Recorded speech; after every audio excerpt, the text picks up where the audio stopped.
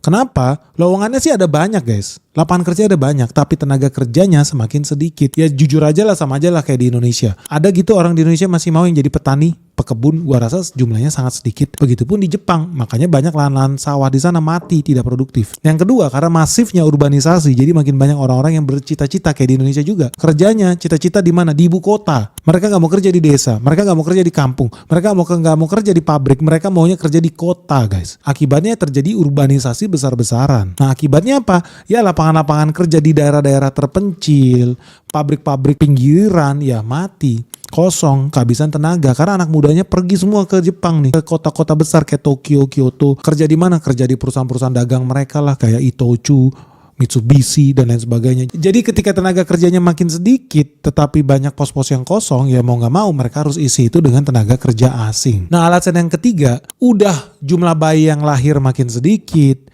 orang yang produktif juga populasinya berkurang, ternyata populasi orang-orang tua, penduduk lansia di Jepang justru meningkat drastis, mencapai rekor tertinggi. Dan teman-teman tahu namanya lansia kan butuh makan, butuh minum, butuh diganti popoknya, butuh dijagain. Sementara generasi muda mereka udah sibuk nih ngurusin diri sendiri. Bayar kos makin lama makin mahal, uang makan makin lama makin mahal. Mereka juga udah gak punya waktu buat ngurusin orang tua mereka. Ujung-ujungnya apa? Ketika populasi orang tua makin banyak, sementara mereka bisa hidup orang-orang senior ini menggunakan apa? Dana BPJS. Dana BPJS yang bayarin siapa? Uang pajak. Uang pajak siapa yang bisa bayar uang pajak? Orang yang bekerja. Orang yang bekerja makin banyak atau makin sedikit? Orang yang bekerja makin sedikit. Sudah orang yang bekerja makin sedikit, kontribusi pajak terhadap tunjangan lansia artinya akan makin kecil. Ketika jumlah lansia makin lama makin besar, yang ada apa? Membebani keuangan negara, guys.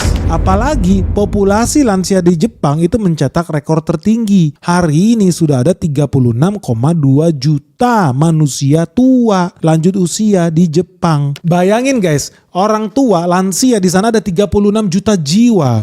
Padahal jumlah total populasi penduduk di Jepang itu cuma 120 juta jiwa. Artinya hampir 30%, 1/3 loh. 1/3 dari populasi Jepang saat ini itu tidak bisa berkontribusi terhadap perekonomian mereka. 1/3 jumlah penduduk Jepang hari ini membebani rakyat Jepang. 36 juta jiwa menyedot duit APBN, menyedot duit membayar pajak, menyedot duit anak-anak muda di sana. Sehingga anak muda di sana ya makin frustrasi lah hidupnya.